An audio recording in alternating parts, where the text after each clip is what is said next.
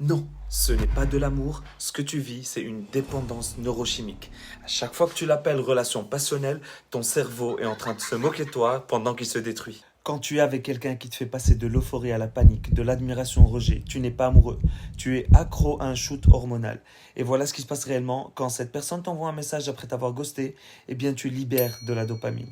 Quand elle te critique ou elle t'ignore, ton taux de cortisol monte en flèche. Et quand vous vous réconciliez, tu baignes dans de l'ocytocine ou de la sérotonine. Et le résultat, ton système nerveux est en montagne russe et plus c'est chaotique, plus ton corps devient dépendant, il devient accro à ce chaos. Comme une drogue, tu deviens accro à l'instabilité, au manque et surtout aux retrouvailles, mais pas à la personne. C'est pas la personne qui te fait ça, c'est ta perception de cette personne.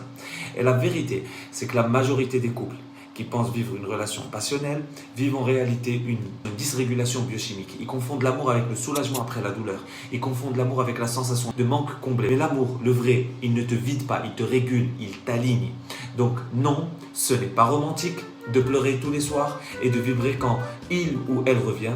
Ce n'est pas de la passion, c'est un dérèglement hormonal qui est mal diagnostiqué. Et tant que tu crois que ça c'est de l'amour, tu t'interdis de connaître ce qu'est vraiment l'amour équilibré. Maintenant, juste pose-toi une vraie question. Est-ce que tu l'aimes ou est-ce que tu es juste accro à la version biochimique du chaos?